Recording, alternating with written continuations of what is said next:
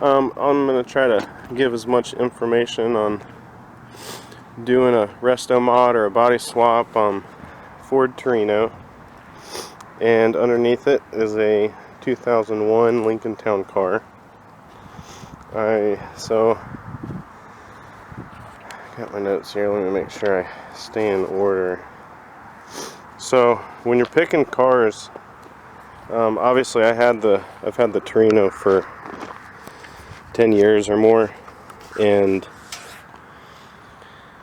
I used to take my daughter to elementary school in it, and over the years the transmission got worse, the engine got worse, the floor pan rust got worse.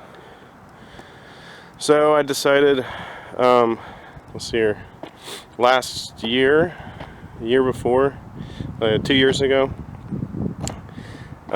decided I wanted to swap the motor for a newer 302 and put a manual in it. We got the engine pulled and we were fitting everything in, and I just didn't like where it was going, so I then decided to go a different route. I sold the engine, sold the manual transmission, and came across the perfect Lincoln Town car that I had been looking for. It was a 01 Lincoln Town car, Cartier, so it had, you know, all the luxuries, heated seats, I mean, just everything I wanted. From what I could find, they had a little better horsepower, and so that's what I wanted. So I bought the Lincoln Town car, and that's what I did. Worked on first. I cut it down to the floorboard, because I knew I was going to want to keep pretty much all of the Lincoln floorboard, so that when this was put on top, it would be easy. It would be possible to remove it from the frame, just in case. So got done with the Lincoln Town car, down to the frame. It was just the frame, firewall, the seats, you know, just everything down to the floor. So I parked that, covered it, and then it was time for the Torino to get started. So it was pretty easy because I knew where I was going with it, which was my next thing. Planning before you actually start cutting anything. You want to plan as much as you can. You know, before you make your first cut, you want to plan every cut as much as you can on both vehicles, so that when, you know, you're in it, you run into a problem, it's a lot easier to get around the problem because it's only a problem.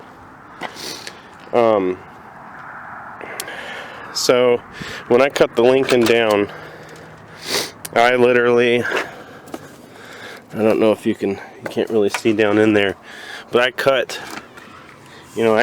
pretty close to here, maybe about this far out. I left, you know, I wanted the floor here to connect to the floor on the Lincoln. It worked out really good. You know, I could have chopped this up and got it down lower, but I didn't want to. I wanted to eventually try to get the wipers back in, and that'll probably happen in the future. Let's see here. I started on this May or March last year, and I worked on it all my free time during the summer till winter. Once winter hit, you know, I covered it up and put it away for the winter. So you can see, you know, I welded. This is all welded together here, on down in there, both sides. I planned on chopping the trunk, you know, up here and making it smaller, but I didn't, and that's where we're at, and I actually like it. You know, it's not the best looking trunk sticking down, but it functions. It does trunk stuff. I got lots of trunk room. There will be probably two 12s in here and amps, and it's already got the Lincoln audio system. So it's got, you know, a single, I think 12-inch subwoofer, a little amp, you know, all stock, but sounds amazing. You know, I kept all the wiring from the Lincoln, so the trunk actually has, like you saw, the trunk release button. That was actually super easy. Obviously, you know, because I kept the wiring, it just plugs straight into here, and I just made it work. I got to make it look a little nicer. Eventually, the keyhole will be deleted from here. This will just be, you know, look like no hole was ever there. This will be the where the keyhole goes. So if I need to get in the trunk emergency, I just open this and that'll literally be the keyhole. This is where the original gas fill was, and my biggest problem with that was every time I'd take off, it would pour fuel out the back. I tried new caps and it was a pain. That was another thing that made me want to do this body swap, was the original fuel tank used to go, you know, it literally set in right there and plugged the hole that was there, and I really didn't like that. I felt like if I were to get rear-ended, or if my daughter drove it in the future and she were to get it, that could be bad. You know, I'm not a fan of the fuel tank just sitting right in the back like that. So yeah, the reason it sits up so high in the back is it's where I wanted it. You know, everybody these days they ask everyone else's opinion and what they want to see. I don't really care. This is what I wanted to see. I like that old school look where they sit up higher in the back, and I didn't necessarily want it to be what other people wanted. I wanted it, you know, for me. I've got new rims for it. I'm just I gotta body work this summer, paint it. Then I'll probably get tires and put the rims on. The entire front clip needs to be finished.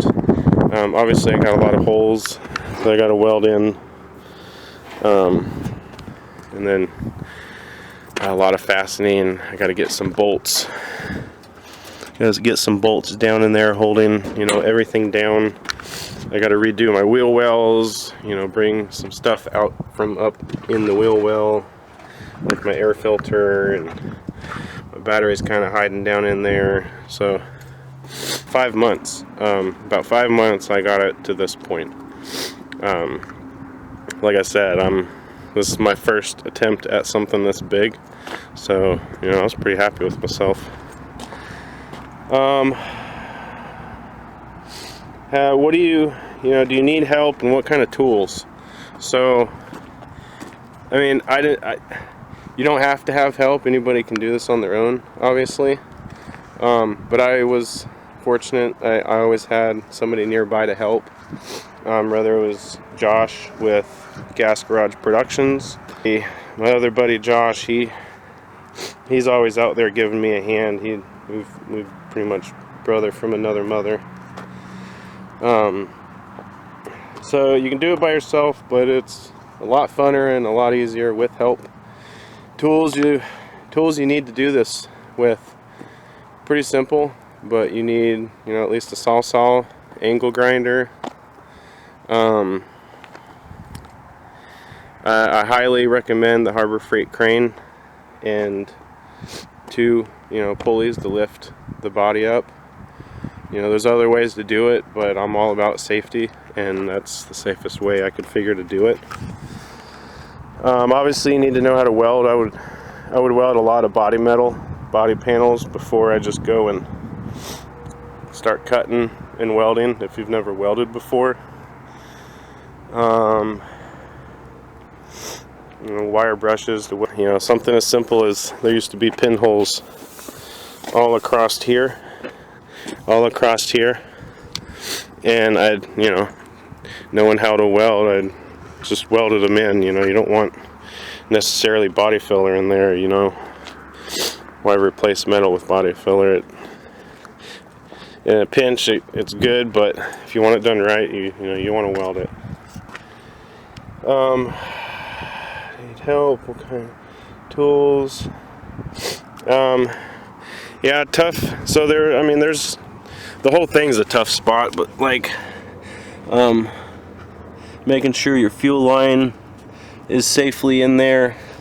It's hard to explain, but all through here was welded in. So like all of this, you know, you're cutting one vehicle and putting the other vehicle on it, there's going to be gaps everywhere. So literally every inch of the vehicle, every inch all the way around has been, you know, the gaps have been filled.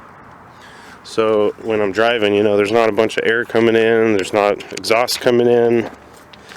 You don't, you know, you want it to be as perfect as you can get it. Unless you're running out of time and you got to put it away, you know, do it right the first time so you don't have to come back to it. The fuel fill is, you know, I love this thing. It's more for, obviously for a boat. You just twist that off, it locks. I do not have it hooked up yet. That's something I gotta finish up this summer. There it is. Right now I just pull the hose out and fill it. Let's see what's next on the list.